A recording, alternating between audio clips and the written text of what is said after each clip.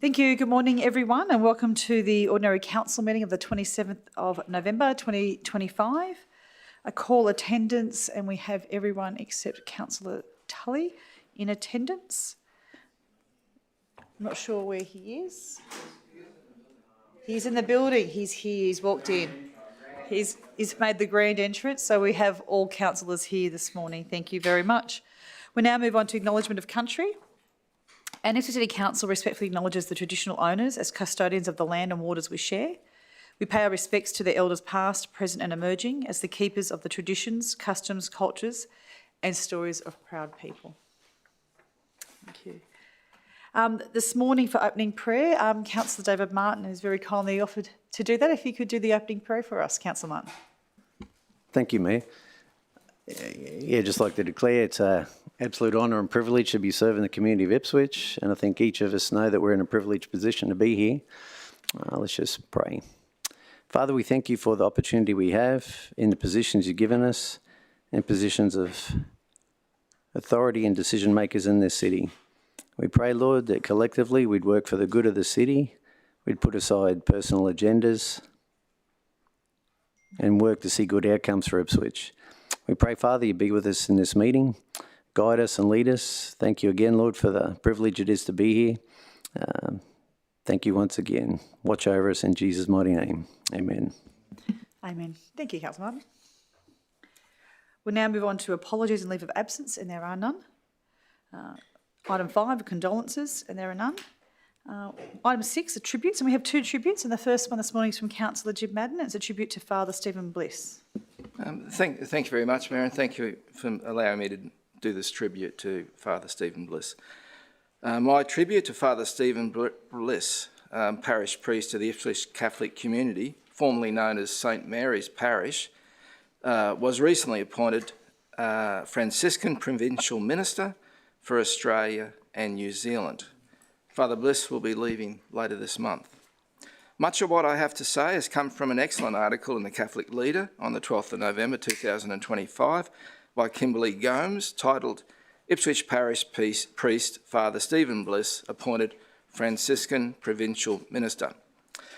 I first learnt about Father Stephen's appointment on the 10th of August this year when he posted a video on Facebook taken in St Mary's Church advising he had been appointed Franciscan Provincial Minister for Australia and New Zealand. Apparently, sometime earlier, Father started to receive phone calls from an unknown number. He assumed it was a scam number, so he ignored them. But then he thought, maybe it's a parishioner who needs help. And he decided to return the calls. To his shock, the call was from the Minister General in Rome, the 121st successor to St Francis of Assisi, advising him of his appointment as Franciscan Provincial Minister for Australia and New Zealand. Father said of his appointment as Provincial Minister, it was a shock to learn of the appointment. It is overwhelming in many ways to lead a group of men. He said, it's disappointing to leave Ipswich. I've loved being here. The people are good and kind. Father Stephen went on to say the Ipswich Catholic community is unique and he'll miss the people most. Father Stephen joined the Ipswich Catholic community in 2016 as an assistant parish priest, and he was appointed parish priest in 2018. For the record, in 2011, Father Stephen was presented with the Award of Outstanding Service to Franciscans International. If you ever see his name and you see OSF at the end of his name, that's for the Award of Outstanding Service to the Franciscan International Order. Throughout his life, Father Stephen's been supported by a community, so waiting to help others came naturally to him. He went to Clairvaux College in Upper Mount Cravat before it became Clairvaux MacKillop College, and always wanted to help people.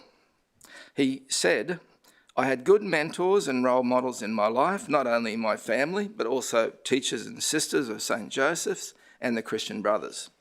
He remembered when the Franciscans would visit school. He said, I was always impressed that the friars would speak to the students and call them by their first name. I was so impressed by the respect the friars showed the students, whether it was on the football field or giving us retreats. In year 11, he grew more interested in the life of St. Francis after reading a book about him, but only by chance, because it was the only one left in the library and he had to do a book review. He went on to say, what impressed him about St. Francis was his simplicity. He was all about living the gospel and doing that in a simple way. The book went on to say that that could be done by showing respect, care and hospitality towards people. He said, I think as a church we have a complicated gospel living, and St. Francis modelled those values. And in my leadership, if I can encourage the brothers and friars to be living practical lives and understanding real life situations of their parishioners, then we're doing our job. Father Stephen will now be moving from a pastoral ministry to an administration life, which will be a big shift for him. He said, my ministry in Ipswich has certainly taught me that there's something about being available in a place for a shorter time and bringing charism to life in that place, then moving on to something else, he said.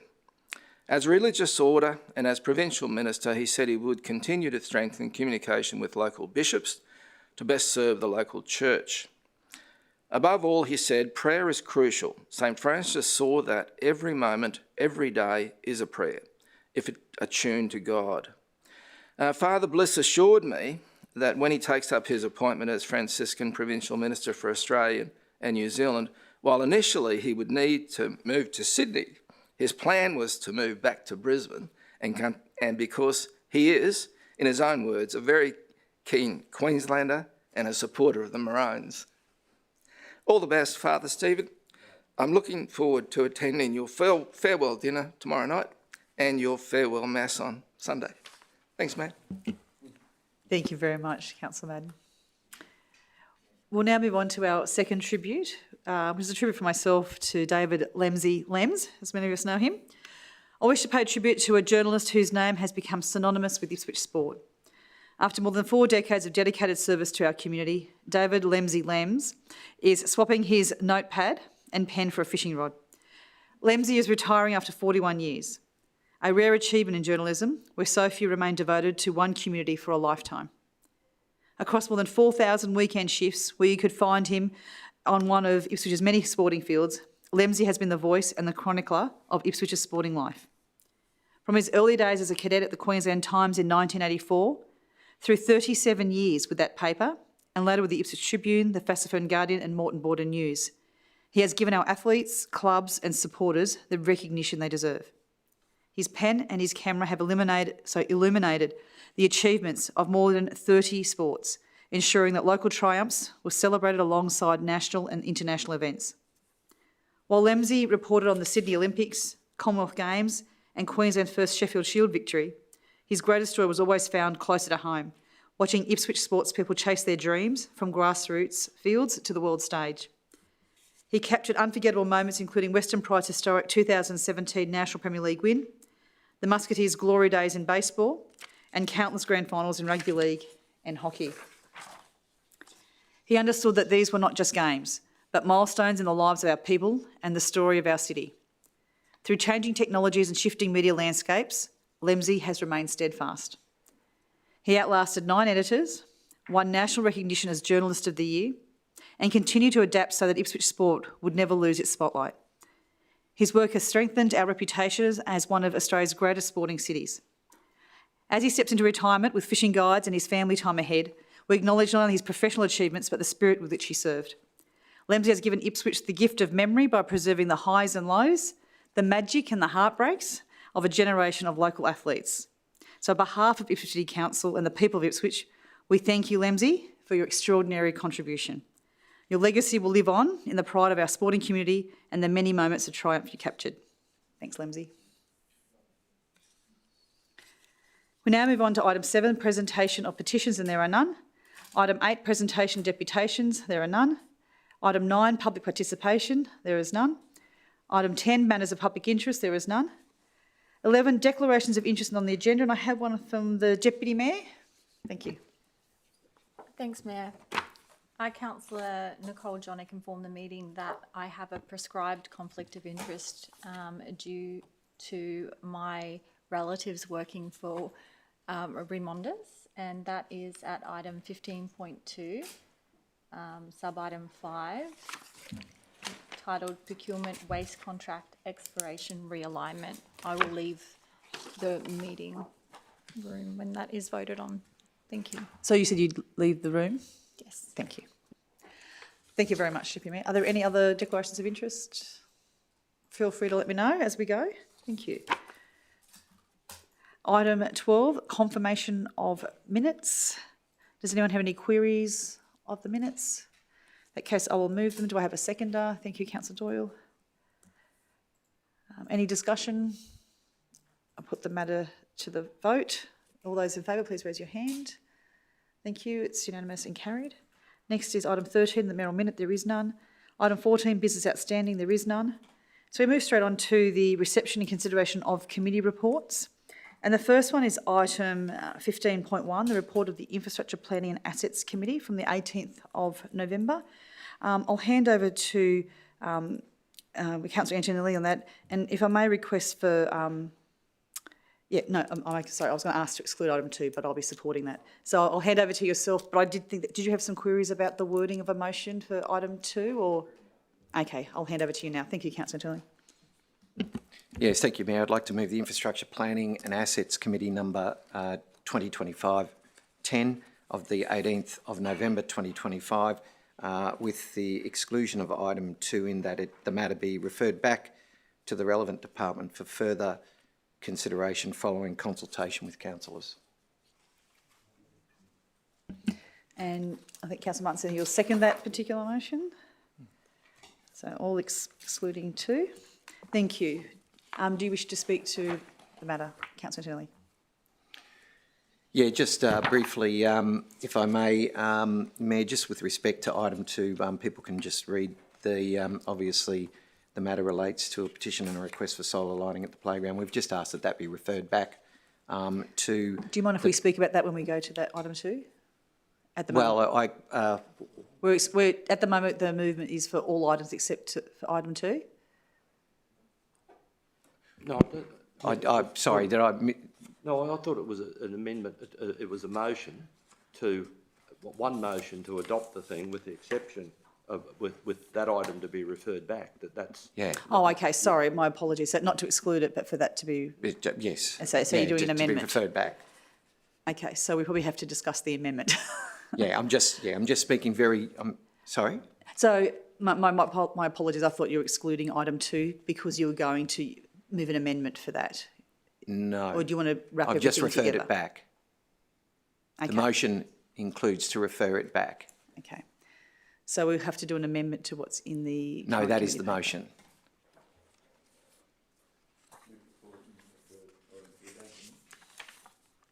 I've moved it as the motion. Mayor, if I could You don't get to do that as you're not the chair. At the moment, let me just bring it back up. I'm the mover of the motion, Mayor. Do you just mind sitting up for the committee clerk what we're actually moving, if you're amending things? Moving the report into the infrastructure planning and that item 2 be referred back, if I can check the wording here again, that item 2 be referred back to the relevant department for further consideration following consultation with councillors.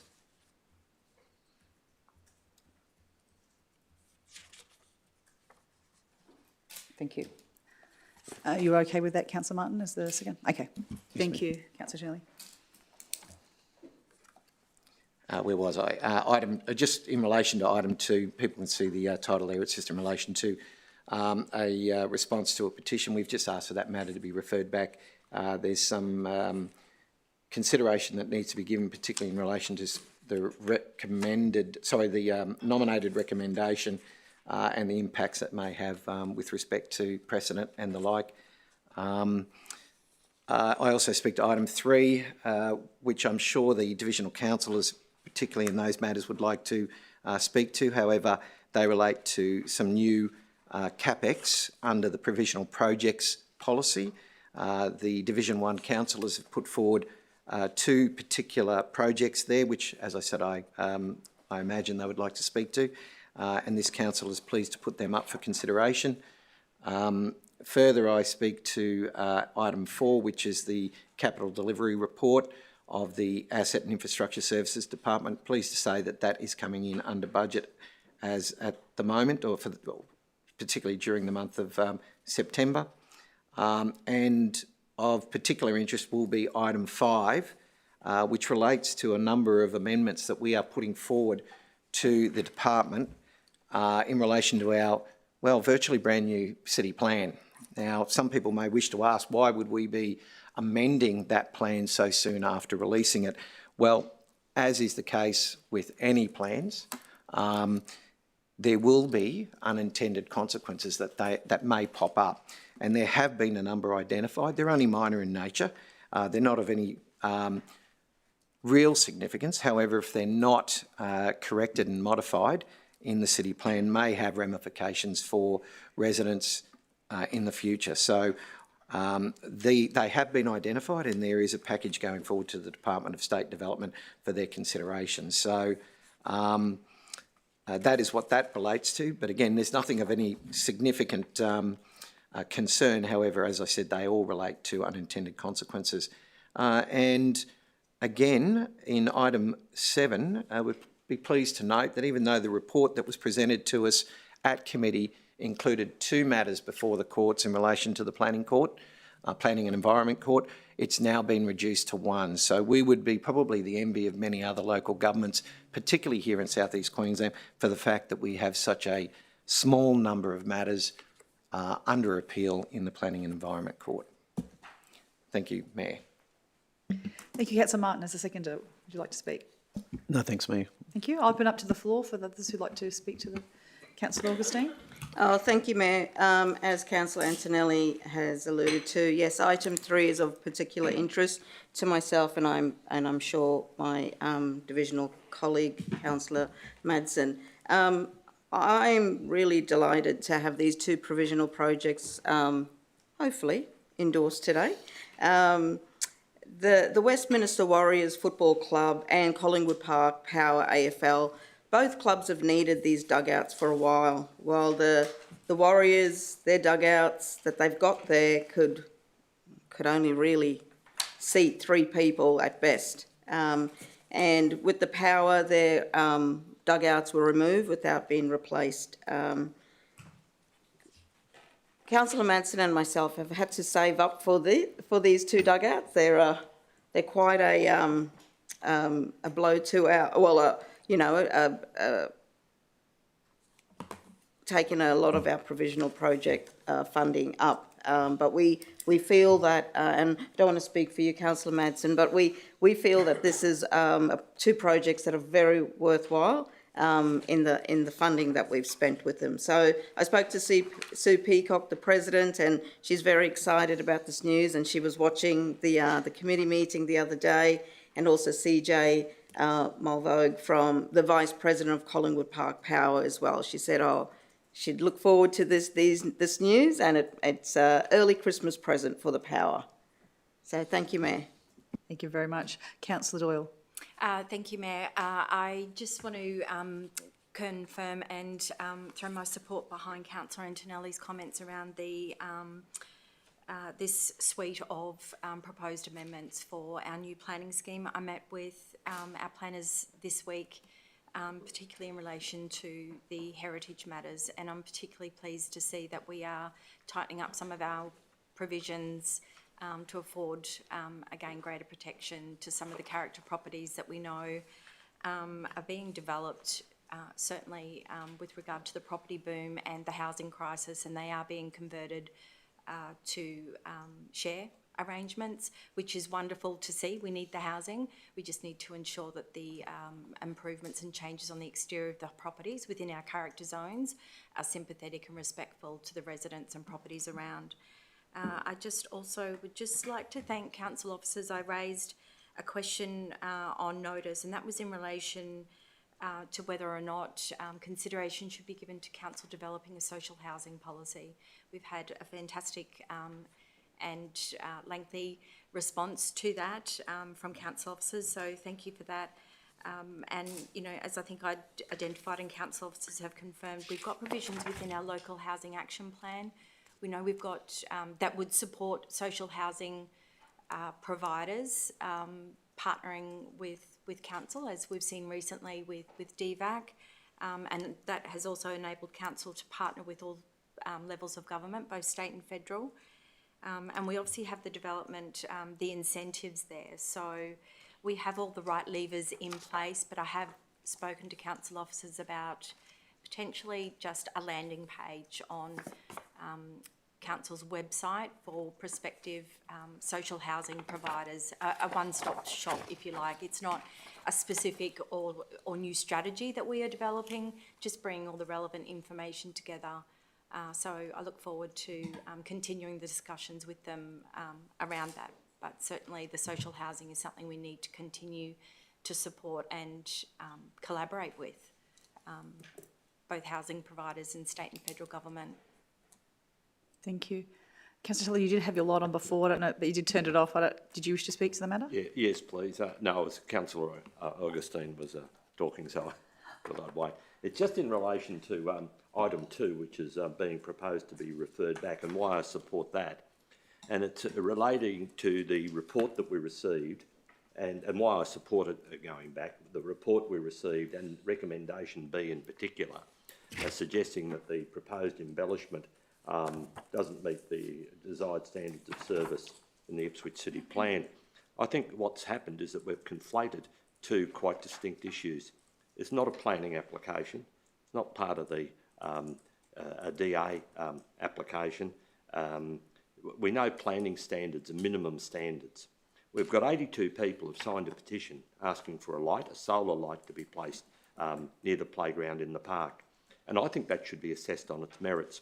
Can I give you an example that if we use planning standards as the test of assessing how we proceed with a petition, the proposal which saw the development of the water feature in Talmud Place would never have occurred, because that's certainly not part of the planning standards, which are applicable to developers. So it'll be up to the committee to look at the key issues. Is a light necessary? Should it go there? Is it appropriate if it does go there, that it's a solar light, which I think has some merit if we are going to put any light at all. I just think we need to separate the two issues, assess the matter on its merits, rather than conflating the two issues, which I think are quite distinct and not relevant to each other. And I'd ask that further petitions be based on the appropriateness of what's being requested, rather than just linking it to an element of the plan which is not the appropriate thing to do in this particular case. That's why I support it being referred back for further consideration. Thank you. Open it to other councillors. Look, for myself on item 2, I was the only one who voted against it. I think you abstained, Councillor Tully, last time. I had queries about just costs. To me, part of that decision making is costs, and I thought I'd let people know that council did come back to all the councils on the 25th of November with 2 costs. They looked at these are just rough costs. Looking at Cameron Park, the lighting option 1 was, I guess, the normal hardware with lights and new poles was just over 163,000. Then there was the option for solar lights on new poles, and that's around 86,000. It's obviously just not the cost, but it's also looking at having light spillage in a residential area and what that means. And if you live next door, it's not something that you want to see. So I support us looking at it further and to consider it as well. I think well done to item 3, the provisional projects. Well done to Division 1. I think those projects are something the community will really want. So I think well done on saving up your beanies and making sure that you have some projects that are very impactful for your residents in your division. I just want to look at the item 4, which is the Asset and Infrastructure Services Department Capital Delivery Report, and just note the excellent progress that council has made on the resurfacing or the re-bitumening and fixing up the surface of our roads. Just over $1 million was spent in September that saw 5 roads in Bundamba, 1 in North Paval and 1 in Dimwell resurfaced, and they're probably one of those common queries that we're getting from our residents. There was over 684,000 spent on resurfacing roads in Eastern Heights, and also work completed in Augustine Heights, Brookwater, Rosewood and Walloon. So it's good to see good progress is being made, even though we're having quite a wet and stormy season. I give my support as well on item 5 for the Ipswich City Plan, and Councillor Anthony, I think, has explained really well why these amendments happen and why they'll continue to happen. I'm quite delighted to see that Council has proactively identified 2 new places for heritage protection under our plan, the former Ipswich Baby Clinic, as well as the Medical Superintendent's residence in Ipswich. I just want to, I guess, look at why I'm so delighted. Back in 2022, this council unfortunately had to assess a matter with her Carroll House in Goodna, which had no heritage protections whatsoever. So council could not protect or preserve that particular that house in situ. So could I continue to encourage residents to identify areas and heritage buildings so we can make sure as a council that we can put in the proper protection so our community doesn't have to go through that again. So just really commend the team that the city plan is a living and breathing document. It's a community-focused document, and great to see these matters coming forward to strengthen that planning scheme. Is there any other comments? There was no objection, but did you want to write a reply? Yeah, I was just going to take the opportunity to thank all the councillors for their comments and particularly pick up on a couple of things that have been said with respect to item 4, the capital delivery report. If you're very pleased to see the progress we're seeing in the roads, then Mayor, there is some probably in coming months some even better news as the council's working towards a new management plan in relation to those sorts of projects to ensure that we do them in a timely and certainly on a more priority and strategic basis. So that will be coming forward in coming months, and discussions with councillors regarding that will be happening very soon. I thank you very much for your comments in relation to the Ipswich City Plan. I might highlight again, as I did in committee, that with respect to character places, and you mentioned the 2 that have been proposed in relation to these amendments, there is still probably the view out there in the community that we only consider properties that are pre-war, also pre-1946. The actual fact is that character provisions can relate to even something that is built today. If it is of particular significance, particularly with respect to the architectural prowess of the person who has designed it or the design itself. So it's pleasing to see that we have a number of properties that are post-1946 included in our character provisions as well. But that should be known to the public, that the word character doesn't necessarily mean heritage pre-1946. So I thank you, Mayor. I'll put the matter to the vote. Those in favour, please raise your hand. It's unanimous and carried. Thank you. We now move on to item 15.2, the Finance and Governance Committee. Councillor Tully, do you mind if we exclude item 2, which is the lease renewal over trust land at 123 Brisbane Terrace? Goodna? Yes, I'll move the Finance and Governance Committee report number 2025-10 be received and received, and the recommendations contained therein, with the exception of item 5, to be voted on separately. 5 or 2? 5. No, 5. Oh, item 5, sorry. May I ask for item 5 and item 2? I think item 5 because of the conflict of interest for Councillor from the Deputy Mayor. May I ask for item 2 to be excluded as well? Yeah, I'm not sure what the conflict is, but yeah, I'm happy. No, not a conflict. I voted against it at committee, and I'd like to go into closed session. Okay. Yeah, I'll in the motion, I'll vary that to, with the exception of items 2 and 5 to be voted separately. Thank you, Councillor. Do you have a seconder for that? Thank you, Councillor Antonelli. Hand over to you, Councillor Tully. Yeah, thank you, Mayor. In relation to item 3, that's a lease renewal, and item 4, the first one's a lease renewal at 44 Sports Star Drive at Springfield Central. That's for Baseline Tennis Coaching Proprietary Limited. Item 4 is the proposed new lease over the freehold land at 102 Champions Way at Willowbank. That's the lease held since 1998 with the Ipswich City Dirt Cart Club. That's an opportunity for these organisations to continue. And who knows, at Springfield Central at Sports Star Drive, the next Ash Barty from Ipswich might be a product of that particular area. So I'm recommending, based on the recommendations from the committee, that those two items be agreed to. The only other item I want to raise is item 7. That's the procurement for the preferred supplier arrangement for the provision of grounds maintenance and associated services. That's actually extending. That's principally relates to the mowing, clearing of our parks, footpaths across the city. We're entering a season now, I suspect, that the recommendation will be well timed. We're going from 2 contractors that we have now to a total of 10, and that's specified on page 42 of 73 of the report. With the amount of rain we've had at the moment, and this won't be news to councillors or the general community, that rain around that October, November, December period, which is even more likely, creates a real problem for our city in that post-December, in that January, February period.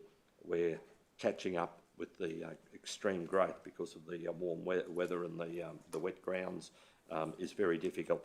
We've got 8,500 hectares of parkland and reserves across more than 450 sites in the city. And with the buyback program that we've had, there's over around 500,000 square metres of additional land that the council is now responsible for. That was the voluntary buyback scheme. This contract term proposed is for 4.5 years, with 2 possible 2-year extensions in relation to each of the proposed contractors. I just hope that this gives us an opportunity of getting on top of this early. It's always been difficult. This is nothing new, but it's always a very vexed issue for the community, trying to keep up with the parkland. The other issue, of course, as we know, is some of the park areas in particular become totally saturated, and it's not easily possible to get in there, although there is some equipment, I believe, that's now available that enables some mowing to continue.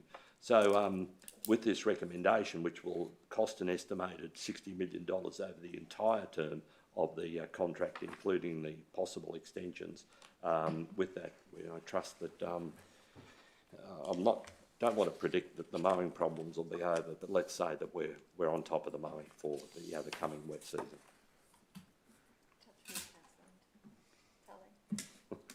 Thank you. Councillor Daly, as a seconder, do you wish to speak to the report? No? I open up for other discussion. If there's no other discussion, I'll put the matter to the vote. Those in favour, please raise your hand. It's unanimous and carried. We now go on to item 2 of that report, and I will assume, Councillor Tully, that Yes, I'll move that. You're moving that? Item 2 of the Finance and Governance Committee report number 2025-10 be received, and the recommendation contained therein be adopted. Thank you. And that's the lease renewal over trust land at 123 Brisbane Terrace, Goodna. Do I have a seconder for that? Thank you, Councillor Tonelli. I have questions of council officers that are, I think should be in closed session. They are commercial in confidence. So I move that in accordance with section 254J3G, that we move into closed session due to negotiations relating to a commercial matter involving the local government for which a public discussion would be likely to prejudice the interests of the local government. Do I have a seconder for that? Thank you, Councillor Tully. Any questions? Put that to the vote. Those in favour? It's unanimous and carried. We'll now go into closed session. So I'll now ask all those except for those that are required for this discussion to please leave the gallery.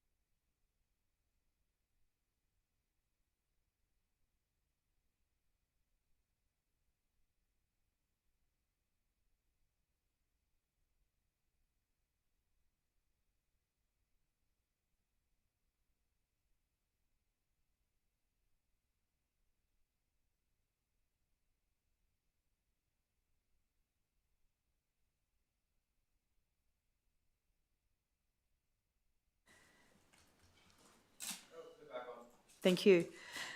Welcome back. We were just in a closed session to discuss item 2 of the 15.2, the Financing Governance Committee for commercial reasons. And I think we had the situation where it had been moved by Councillor Tully and seconded by Councillor Antonelli, and we had a discussion about some of the commercial terms. I don't have anything to add in open session, but Councillor Tully, do you wish to speak to the matter as the mover?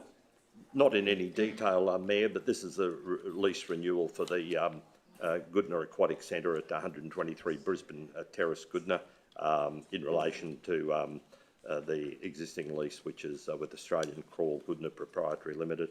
Recommendation is to extend that lease, the committee has recommended that for a period of 10 years with no options for extension. Thank you very much. Councillor Antonelli, as a seconder, do you wish to speak to the report? Thank you. In speaking to it, I just thank the council officers and the discussion with councillors on the. I note that there are some, I guess, change conditions in this in regards to capital expenditure and improvements, and there are some timeframes in that. So, based on that, I'll support this and keep a very close eye on the particular project. Councillor Tully, do you wish to say anything in closing or whatever reply? No, I'm happy with that. Okay. I'll put the matter to the vote. Those in favour, please raise your hand. Thank you. It's unanimous and carried. Thank you very much.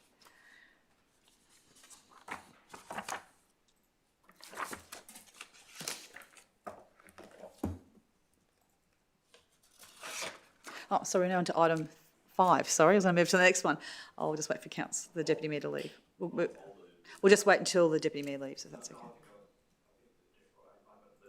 There's no need to leave until it's moved.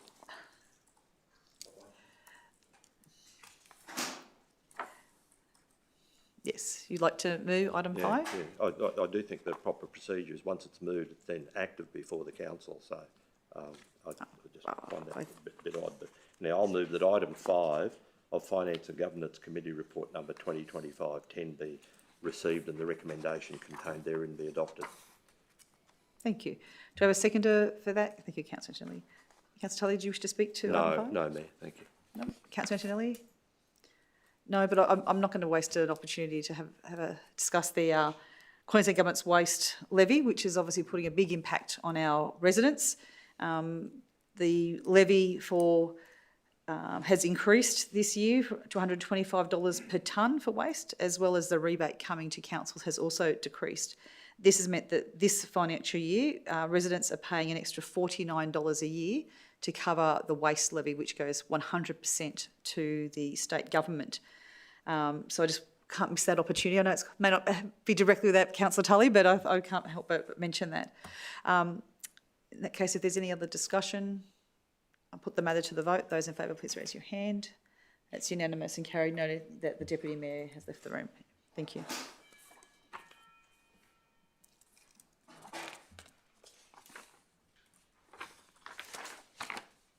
Thank you.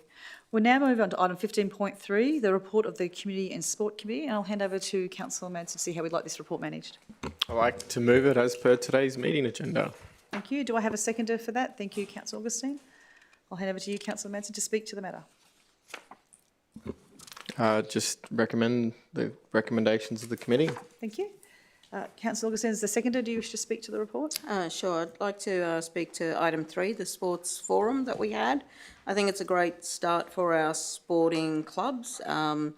It's going to put in some good practices, some good governance. From the forum, it was great to know that we'll have a dedicated sports and entertainment page on Shape Your Ipswich platform, which is intended that this platform will be a one-stop hub for clubs and associations to as a ready reference site, which will only be beneficial for our clubs. The one thing I must say, we must ensure with our clubs we're taking them on the journey in a collaborative approach, full well knowing that, you know, clubs, most of the office bearers have full-time jobs, which means that they're mostly working about 15 hours a week, 3 to 4 times a week, with their paid job and also a volunteering job as well. So our focus should be working with clubs, not at clubs. So I'm happy with this forum, and it can only be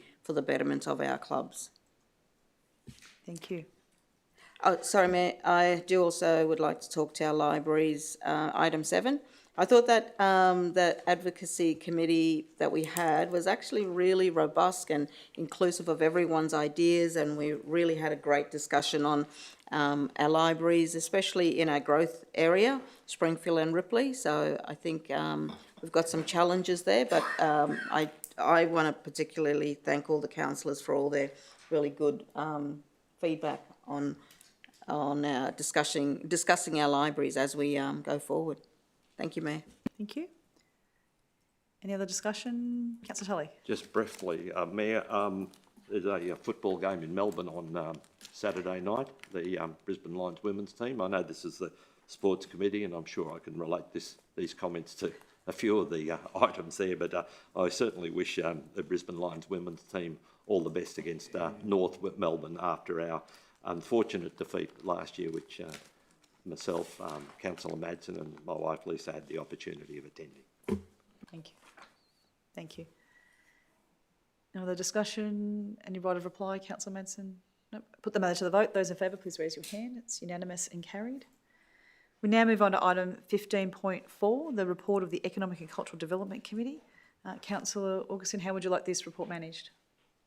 Oh, Mayor, I just want to, I'll move it, but I just wanted to clarify something in item 3, the Christmas in Ipswich program preview.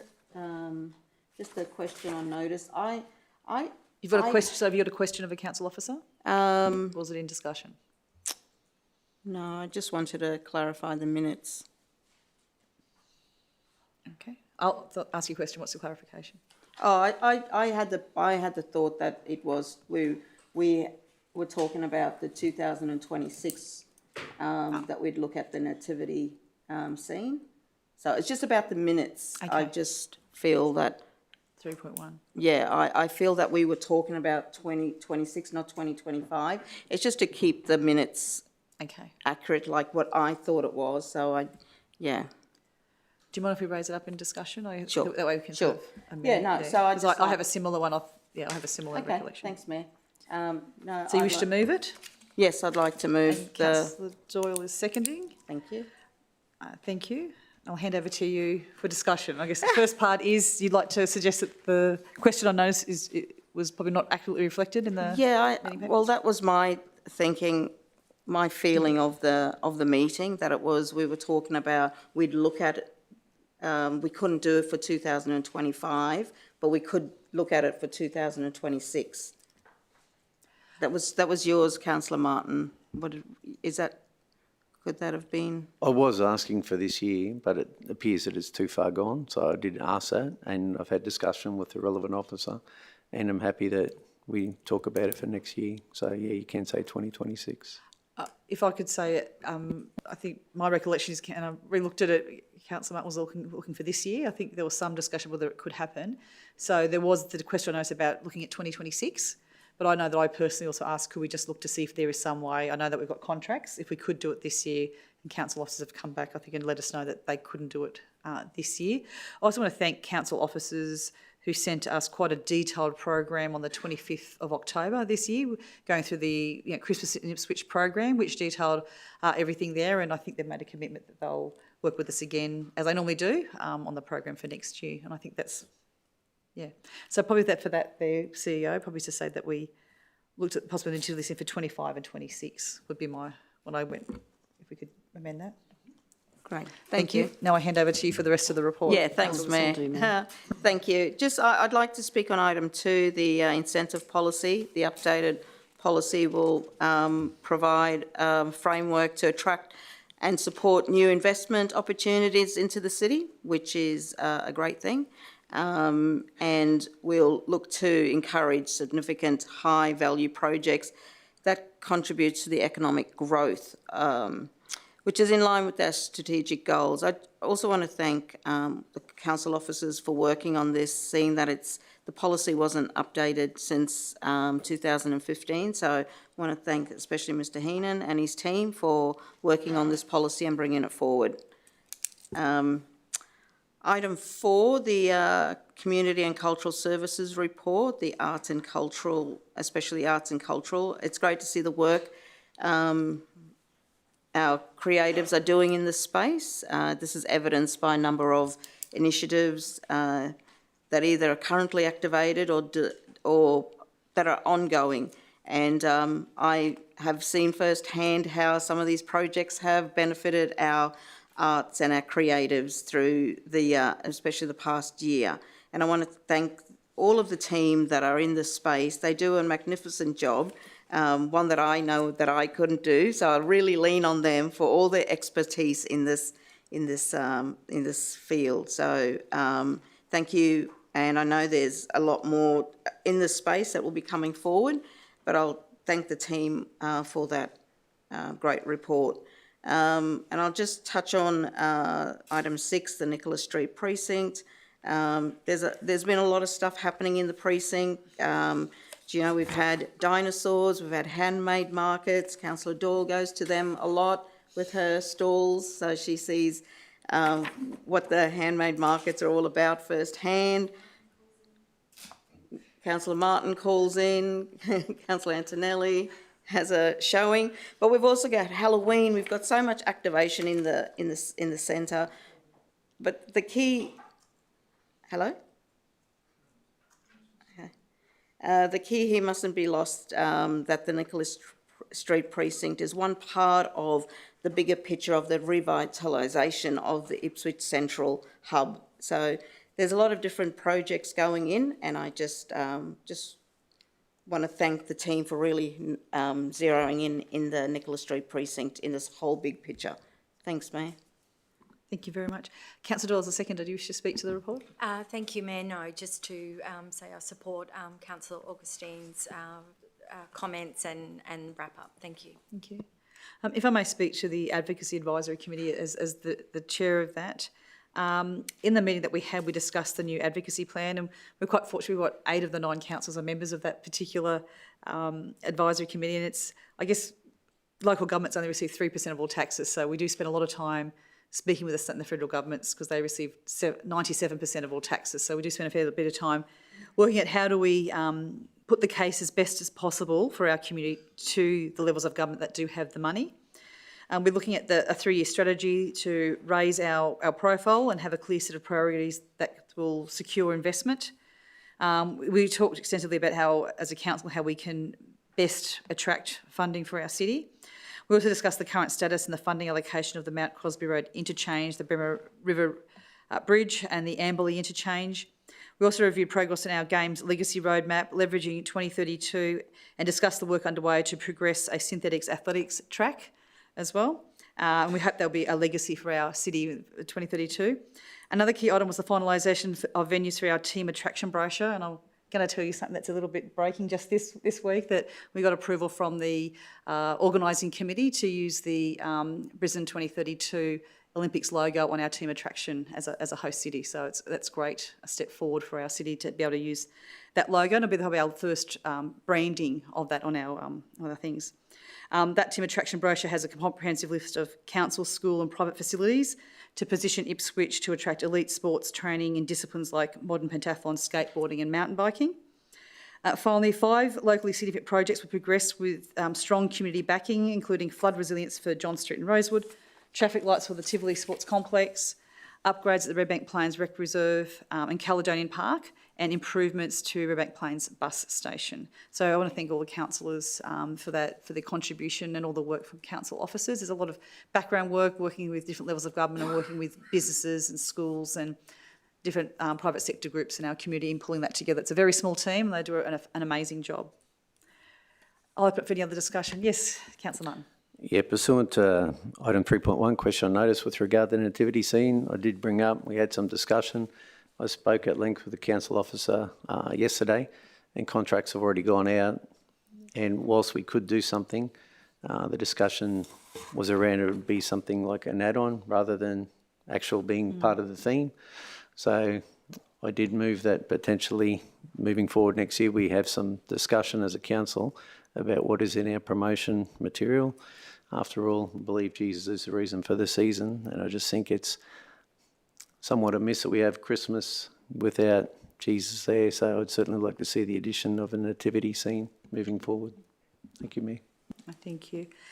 After you raised, I went through the Christmas calendar online, and there are 11 events in there that council has supported and funded towards organisations and church and community groups that will have a nativity. Well, what my experience is in the past years, they've had nativity scenes. So I think it's not that we've completely forgotten, but I think it's a good discussion to have for our program next year. Thank you, Councillor Martin. Deputy Mayor. Thanks, Mayor. Just quickly, and carrying on from Councillor Augustine's comments in relation to item 2, the economic development incentives policy update, I think it's really important that this has been updated, and we want investors to get curious about Ipswich and want to invest for all the right reasons. And this updated policy, I think, will go a long way to attracting more investors. And it's not just a black and white policy as well. You know, there is room there to explore additional incentives on a case-by-case basis. And normally, you know, deals that come through don't just fit the mould, and we want to be flexible to attract that curiosity. So I just wanted to thank the chair of ECDEV and to the ECDEV department as well for bringing this to fruition. Thank you. Any other discussion? Yes, Councillor Shelley. Yeah, Mayor, I had the great pleasure and cause to be up in Toowoomba on the weekend, and I noted at the front of the Toowoomba City Hall a nativity set. So just in relation to Councillor Martin's comments, I think that whilst we should also consider something within our Nicholas Street precinct, I think it's something that we should probably consider within our the foyer of our council building as well. As Councillor Martin said, it is the reason for the season, and as I said, Toowoomba City Council were proud enough to put a nativity scene right at the front of their city hall. So I think it's something that we should consider as a council as well. Thank you, Councillor Shelley. Any other discussion? Oh, yes, Mayor. Yes, Councillor Madden. The only thing I wanted to raise, and it's to do with the nativity scene, is today we are approving the events that are happening with regard to Christmas today.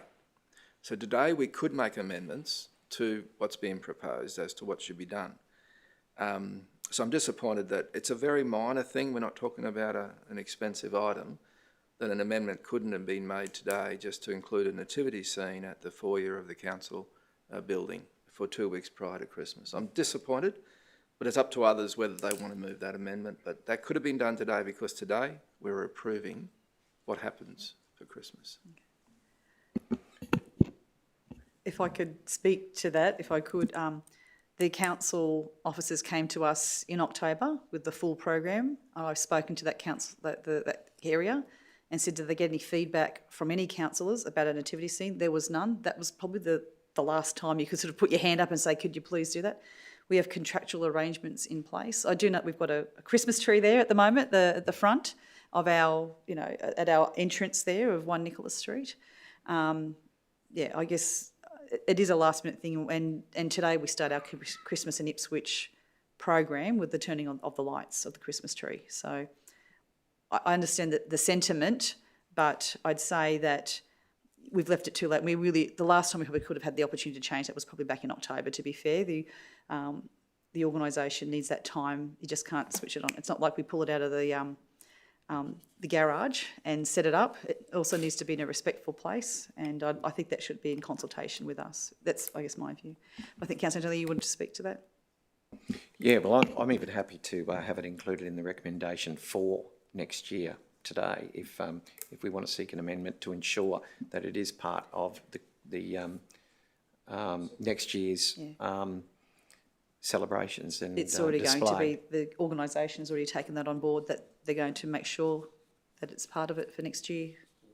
They've already made that commitment to us. Very good then. Thank you. In that case, Councillor, was there anything you'd invite a reply? I'll put the matter to the vote. No. Those in favour, please raise your hand. It's unanimous and carried. It is 6 minutes past 10, so I propose that we adjourn till 10:36. Do I have a seconder for 10:36? Thank you, Councillor Doyle. I ask for a vote. Those in favour, please raise your hand. It's unanimous and carried. See you back at 10:36. Thank you very much.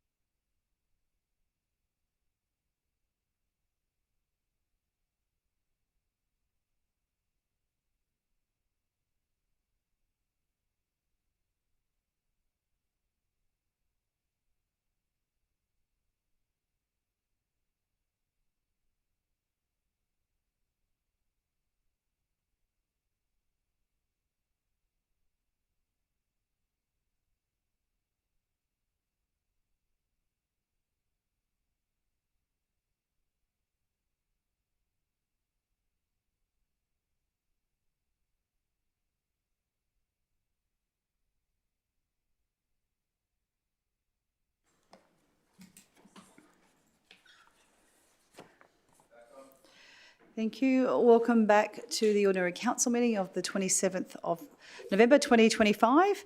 It's now 10:36 a.m. and welcome back. We're now on item 15.5, which is the report of the Environment and Sustainability Committee. I'll hand over to Councillor Madden as the chair of that committee to see how he would like that report managed. Thank you very much, Mayor. I move that the Council adopt the recommendations of the Environment and Sustainability Committee number 10 of 2025, dated the 18th of November 2025. Thank you. We have a seconder for that. Thank you, Councillor Martin. I'll hand over to you now to speak to the matter. Thanks very much, Mayor. I just wanted to outline, because there are a number of items in the report, I just wanted to outline what they were, but very briefly. Officers' reports. The first officers' reports is the Sustainability Progress Report, November 2025. This is a report concerning the progress of implementing Ipswich City Council's Sustainability Strategy 2021 to 2026. Report number 3 is the Ipswich Rivers Improvement Trust Notice of Annual Precept for 2025 to 2026. This is a report concerning the annual precept, which is $300,000, issued to Council under the Rivers Improvement Trust and the associated program of works for the Ipswich Improvement Trust 2025 to 2026. Report number 4 is the Ipswich City Council's financial contribution to the Resilient Rivers Initiative through South East Queensland Councils and Mayors. This is a report concerning Ipswich City Council's financial contribution to and memorandum of understanding with the Resilient Rivers Initiative through the Council of Mayors, SEQ, and associated delivery of the City Deal funding program. Report number 5 is the Tea Tree Bio Funding program update and projects proposals for 2025-2026. This is a report concerning a program update on the Tea Tree Bio Energy funding and proposed projects for commencement in 2025 to 2026. For those unfamiliar with what the Tea Tree Bioenergy funding program is, there is a special arrangement with regard to the Tea Tree landfill at Willowbank, and that arrangement requires the operators to contribute to Council $120,000 per year plus a charge per tonne of waste deposited there. And these monies are used to fund projects. They can only fund projects that are of benefit to the community or the environment. And Mayor, I'll return to this once I've covered the reports. Report number 6 is the Enviro Plan Program and Levy Progress Report 2024 to 2025. This is a report concerning the Enviro Program and Levy Progress Report for 2024 to 2025. And final report, for report number 7 is the Environment and Sustainability Department Capital Delivery Report, July to September 2025. This is a report concerning the performance of the capital delivery program by the Environment and Sustainability Department for July to September 2025. Mayor, as I indicated, I'd just like to return to the report number 5, the Tea Tree Bioenergy Funding Program. There's a number of items there listed in the report where it's recommended by council officers that council provide funding for these projects in accordance with the rules. I'd just like to single out one, and it's a grant of $80,000 for planning and design of a flushable toilet or toilets, I should say, Mayor, because there's 2 female, 2 male, and 1 disability access toilet at Caledonian Park, Thaguna. And I just wanted to outline, Mayor, the process, how we got to this point that we got here today, and we're asking for Tea Tree funding for this. The President, you, myself and Councillor Martin spoke with the President of the Roseway United Soccer Club, who occupy Caledonian Park at Thaguna. We spoke to her, Mayor, you'll recall, on the 27th of January 2025. She outlined to us the problem that they have at Caledonian Park, where they have long drop toilets. I didn't believe they still existed, but she informed us they had long drop toilets at Caledonian Park, and they wanted those toilets upgraded to flushable toilets, which we all expect to have when we go to the toilet. As soon as I could afterwards, I went out to Caledonian Park and inspected the toilets, and I found them to be absolutely unsanitary and clearly out of date. And I made that decision at that time that once the Capital Works program was open, the Capital Works program for the 2026-27 budget opened, I would make a submission that Council provide funding for planning and design, Mayor, just at this stage, with the second stage hopefully next year to be construction. And that's because under our new guidelines with regard to capital works programs, councillors have to lodge submissions in September or October. That's our new guidelines. On the 2nd of August 2025, Councillor Martin met with Tammy Crawford again at Caledonian Park to discuss the toilets. And on the 23rd of September, I lodged a Capital Works program submission for Capital Works funding in the 2026-2027 budget for planning and design for the new toilets. At that stage, Mayor, I didn't know what the cost would be. But then in October, I received advice that the cost for planning and design would be $80,000. Soon after, Councillor Martin and I met on site with Tammy Crawford to discuss my submission. Soon after that, I was very pleased to see that the funding, the $80,000 funding, became a priority item with the Council's Advisory Committee, and as well that this application for funding would be submitted as a project that might be funded through tea tree funding. On the 18th of November last week, at the committee meeting, councillors agreed to recommend that the council provide $80,000 of tea tree funding for planning and design for the new flushable toilets at Caledonian Park. Mayor, I'd just like to thank you, Councillor Martin, and council officers for basically fast-tracking the funding for this project. And I can't impress how important this project is to the Ipswich, the Rosewood United Soccer Club, and those residents that use Caledonian Park regularly. It's a very well-used park. And I'd also like to add, Mayor, that once it is appropriate to do so, I intend to lodge another Capital Works submission for funding for construction of the toilet block at Caledonian Park. And I'd just like to thank everyone involved, Mayor. Thank you, Councillor Martin as a seconder. Do you wish to speak to the report? I'd like to concur with Councillor Madden. We've done extensive work there with regard to toilets at Caledonian Park. And I believe the club now has over 200 participants, and that means on any given Saturday when they have home games, there's well over 400 players there, plus parents, spectators and whatnot. And I don't think it's acceptable this day and age, 21st century, to have a long drop toilet. So I think it's great. Commend once again Councillor Madden, as he said, also the council officers for fast tracking this project. So thank you for that. Thank you for your support in that, Mayor. I'd just also like to briefly touch on the resilient rivers. It's pretty exciting to note. I think you put something on Facebook also about the DNA of platypus being in our rivers. I thought that was pretty exciting to hear that potentially the Woogaroo still has platypus. I thought they were gone after the 2011 and certainly 22 floods. So that's pretty exciting. And also read with interest the other day, Councillor Madden, something that's passionate with him, is the Mary River cod. And they had some quite large ones that they've actually got up top of Berry Lagoon. And I'm not sure if people are aware, but Berry Lagoon, there is a fishway there that is supposed to be the largest fish ladder in Australia. And council invested some money into that back in the, well, I believe 2018, 2019. Yeah, it was quite a while ago before that. So I thought that was pretty exciting and just worthy of noting. Thank you. Councillor Martin. I'll open it for other discussion. Councillor Tinelli? Yeah, I'm just hoping that during his right of reply, Councillor Madden could perhaps describe to the people in the gallery who have been born after 2000 what a long drop toilet is, as maybe even demonstrate. But thank you, Councillor Madden. Thank you.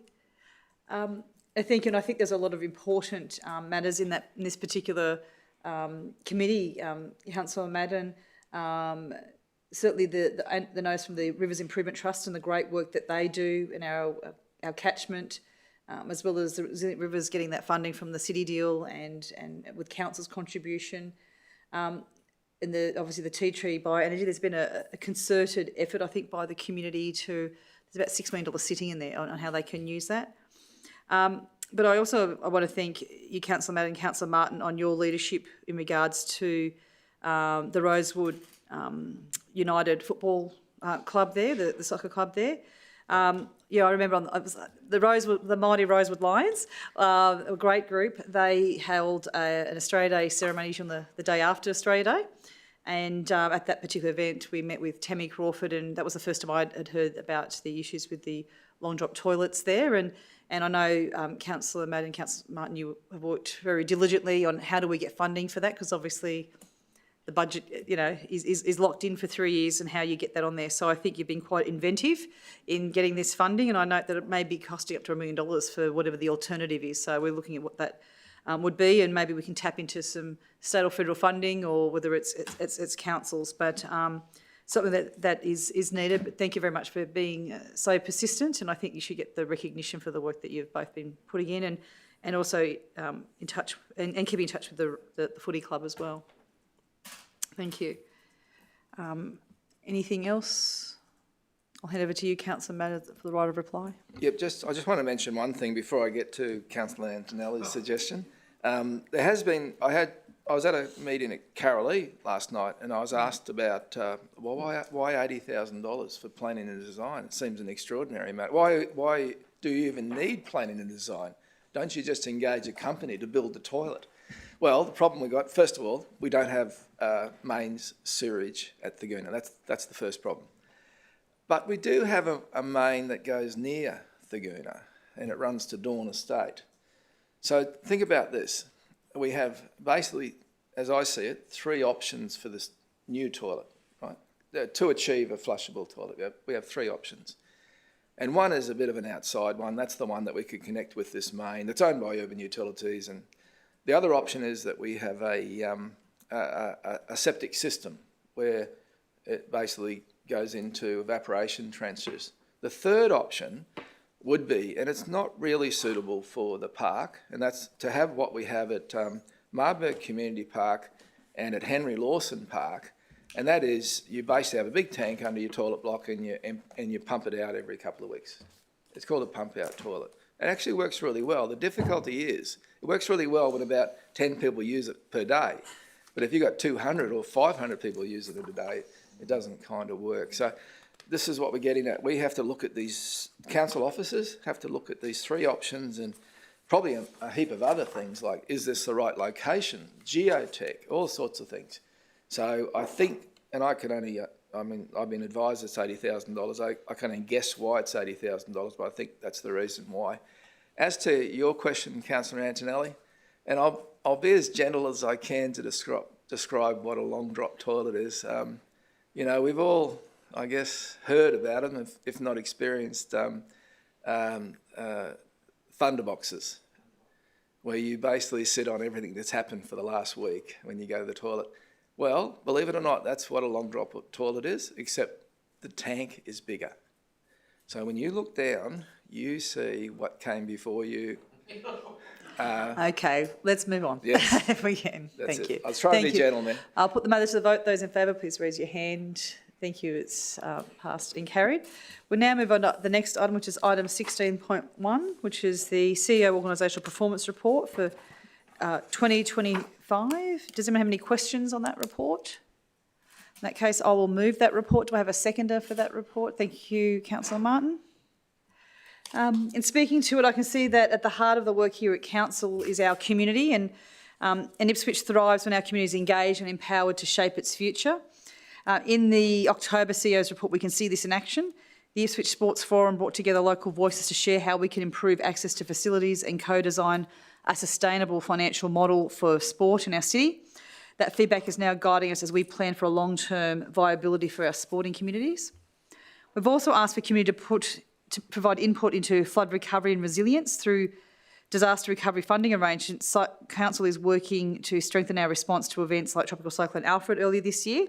And your insights from the community's insights ensure that our flood action plans are community-based and localised for residents in high-risk suburbs, including Brassel, Bundamba, Gales, Goodna, Grantchester, Carrollee and North Baval. And last night at the Carrollee Community Association, the team went out there to ask, and I can't remember which night, is it Wednesday next week? The Carrollee, Monday night, I think 6:30 at the Carrollee State School is the consultation there. Looking ahead, we're inviting the community to help shape the next corporate plan, and this is our shared roadmap for the future, covering everything from sustainability to cultural growth, and it must reflect the priorities of the people who call Ipswich home. So that's probably my summarisation. Thank you very much, CEO, for that report. Councillor Martin, as the seconder, do you wish to make any comment on the report? No, thanks, Mayor. That's Thank good. you. Thank you. Councillor Doyle? Thank you, Mayor. I also just want to thank the CEO for the report and the council officers that have undertaken all of the different work and projects mentioned throughout the report. I would like to specifically just speak to the flood action plans. As divisional councillor for a number of suburbs that are impacted, I was delighted to see the community-based flood emergency action plans and the community consultation in place to help develop those. This is a really, really important piece of work, and obviously it'll be informed by detailed analysis from the Ipswich Integrated Catchment Plan as well. And the specific aim is to increase local awareness, preparedness and resilience. Specifically within Division 3, we represent a number of suburbs, a couple of which are identified as part of the specific plans. But just in summary, in Division 3, these suburbs are impacted to one degree or another in times of extreme weather events and flood.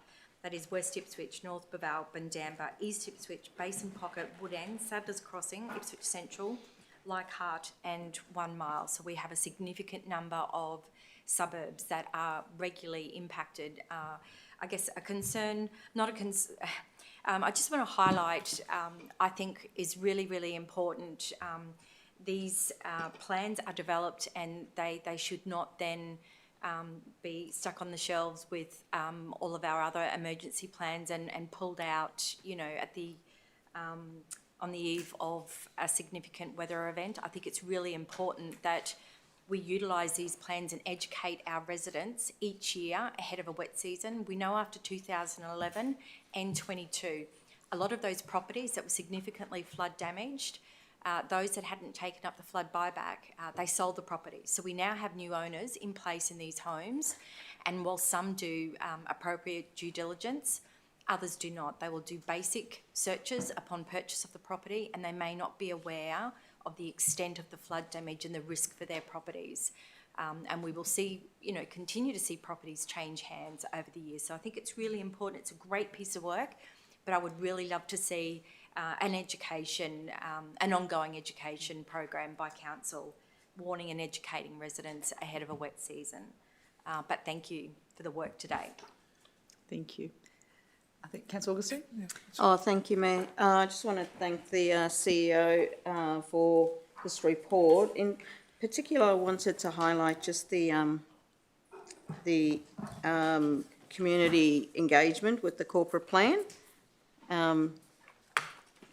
Okay. One of the engagement pieces that has come from this is that we'll engage with their multicultural community. So we just, pardon me, sorry, Councillor, we're all waving goodbye to, we've got some schools who have come in. So thank you very much. Redback Plains, Goodna, Fernbrook, Leichhardt, Ripley Valley, testing my memory now, Riverview, that's right, Riverview. Thank you so much. Thank you so much for coming in today. Councillor Augustine, my apologies. All good. Yes, so the corporate plan, we're doing a lot of community engagement, and thank you for, we'll be consulting our multicultural community on the 4th of December through the Multicultural Leaders Network here in the building. I know the team have been going out and doing a lot of different pop-up sessions around the city, getting good feedback, and with our significant growth, we need to make sure that we capture everyone's, perspective of what our corporate plan should look like and how we go forward. So thank you for ensuring that we capture everyone in this feedback. Thanks, CEO. Thanks, Mayor. Thank you. Councillor Madden? Oh, yeah, just something quick, Mayor. It's just about the meeting on Monday night, and it sounds terrible. Monday night is the 1st of December.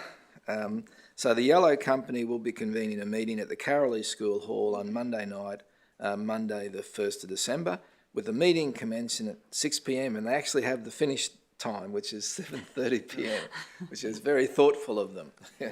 So 6 p.m, Monday night, Carolee School Hall for the discussions with regard to the flood action plan for the Carolee, Chuar and Browland Point area. Yeah. I just think it'd be important to note that we have the state and the federal governments are paying for that particular program. It's a grant that they've given us, so no expense to the ratepayers. So it's a great way for the state and the federal governments to support us and support our communities. Thank you. Any other discussion?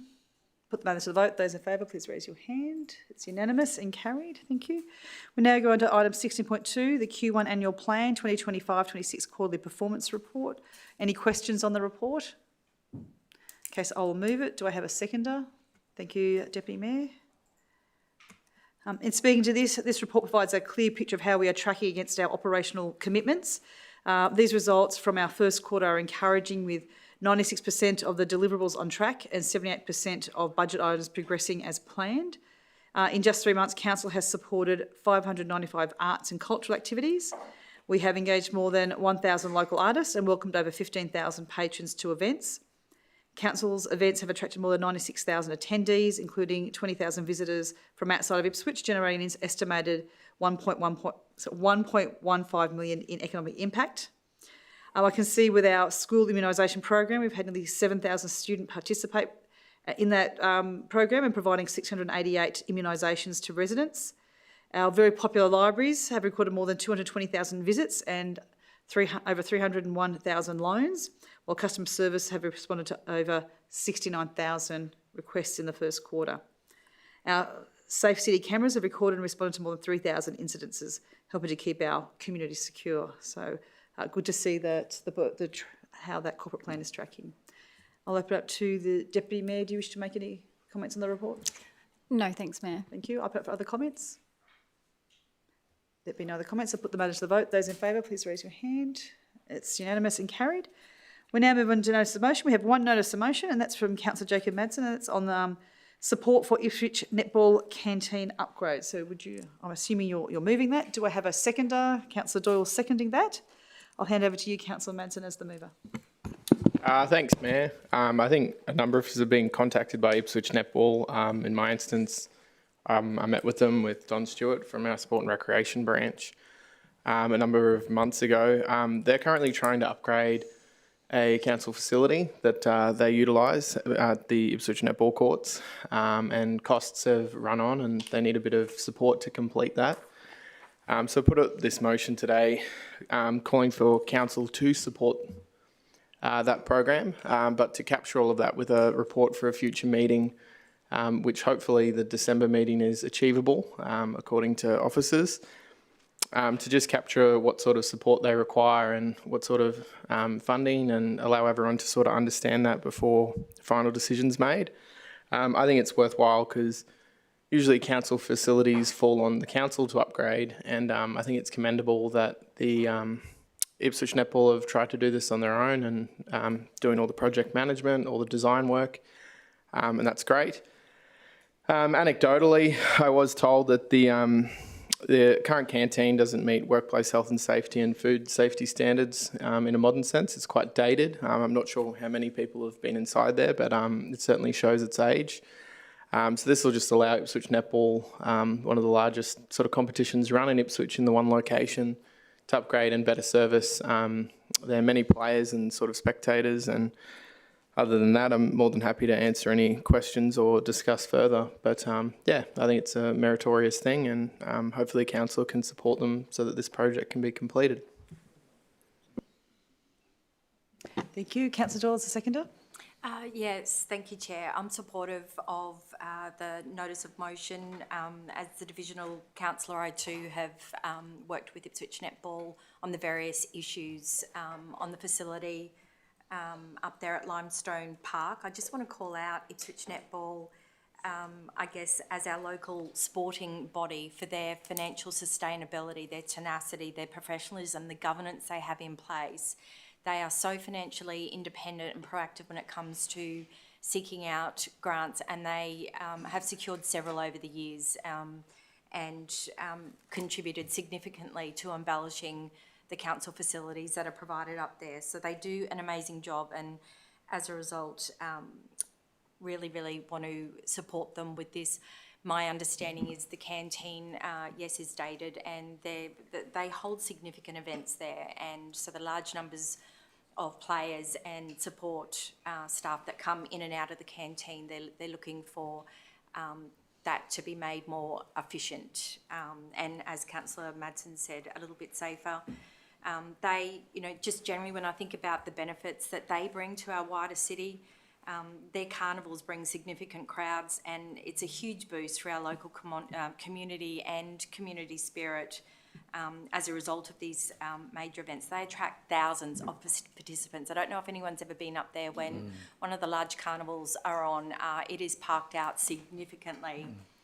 Major events like the Netball Queensland Senior State Age Championships, we know, have contributed about $2.5 million to our local economy. Sometimes we have over 2,000 attendees at these carnivals, and that influx of visitors creates great opportunities for wider local businesses as well. And then, of course, one of my yearly favourites is the Challenge of the Nations. Again, that showcases the diverse range of cultures and creates a very vibrant atmosphere. So very supportive of this one. Thank you. Thank you, Councillor Tonelli. Yes, Marnie stole quite a bit of my thunder there with respect to the level of sustainability this particular club, this association has, and it has done for a long time. The main reason they have been very successful in updating their facilities over the years has been because of that financial sustainability model that they have in place and the good governance. More importantly, the sport in itself, because of the great management that the association has here, grows somewhere between 8 and 12% per annum. And that's why we will continue to see growth in that sport here in Ipswich. It's very important to note that that facility is, I believe, there's only 2 facilities of outdoor netball of that size in Queensland. So it is a very large facility, continues to grow with the number of participants, but certainly they've also informed me that they're now playing at night because of that growth. In order to be able to facilitate all of that growth, they've had to play at night, which I'm sure at this time of year is probably a little bit more enjoyable. That said, I think when you look at that and take into account what Councillor Doyle said, it's a bit of a no-brainer that we should be supporting this particular association. I have long said that they are a model to other associations to follow. Thank you. Councillor Martin, did you wish to speak? Yeah, Mayor, just like to concur with everybody that's spoken. They are a really proactive organisation. Councillor Madden and I were at a state carnival early in the year and had a tour of their facilities, and he's quite right, they're quite antiquated. And as Councillor Doyle said, people come from all over the state, so I think it's a great asset for our city, and I really do encourage other sporting organisations across the city to look at their model. They actually co-fund things. I think it's really commendable, and would like to see more football clubs, softball, baseball, a whole host of our sporting organisations presenting things to council where they want to co-fund. I think that'd be really welcomed by council. So certainly commend what they're doing. The ladies there on the committee, like Gail, for example, has been there for 30 odd years, and it's a really good group of ladies that have long contributed and committed to our city. So I certainly support this and say well done, Ipswich Netball. Thank you. Could I just ask a question, if I can? Because we've got 2 recommendations. One is that we're providing the funding, then we're asking for a report. I mean, I'm keen to know what the report would say, because as opposed to just going straight ahead with the funding, I'm keen to know because we got here, ask for the funding, and then we'll prepare a report how we're going to contribute. So, I mean, I would be more comfortable if we will provide a report to say this is how much money we're going to give and where it's coming from. Could I just, on that note, I was actually going to commend Councillor Madsen on the wording of it, because it holistically says that we're going to support the upgrade, but then we're going to get a detailed report on how much we are able to contribute. So there's that governance there, but there's that commitment as well. So it's not committing us to funding, it's just saying that we... Thank you. I'm happy with that explanation. Thank you. Thank you, Deputy Mayor. The intention is that, I foresee it that probably an Ipswich netball representative needs to sit down with someone at council and go through the sort of relevant financial information, and then through the CEO and the ELT, council looks at what is our capacity to do that. These sorts of motions don't actually pop up too frequently, but just for the sake of having the conversation, they've sort of been doing it themselves. They're on a time frame now of actually delivering the work ahead of their next netball season. The extra costs mean that it's quite difficult to go out and get a grant or do things on the time frame that's involved.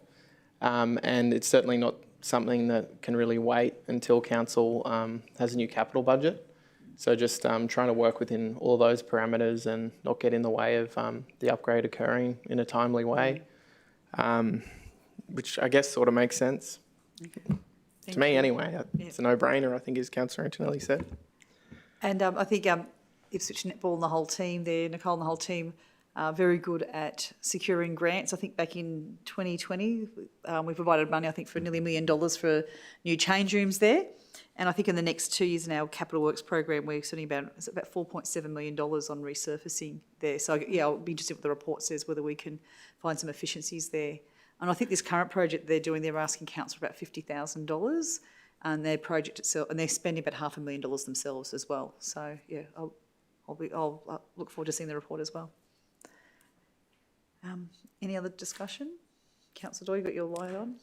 Oh, sorry, as seconder, may I just please. add, I think the notice of motion is absolutely fine as it is, and you've already mentioned they have come to us with a specific figure in mind, so I'd expect certainly under the second limb of that, council officers will sit down and have a chat to them. I mean, you have raised that we have already committed capital works up there, but I do know we have delayed what's been in the 3-year program, works and money's being spent on the overflow car park. So that is a consideration. They desperately need that. It can get quite dangerous and complex up there when there's so many cars and kids around. So in that wider discussion on what we can contribute to them, we probably do need to consider all the other capital projects that we need to do for them holistically, but supportive of this, Any other discussion? Councillor Madsen, I'll let you go to right of reply. Thanks everyone for the support for the motion. I know that it's actually for Ipswich Netball, and that's what I think it's about, just supporting sport in our city, especially sport that occurs on such a great scale.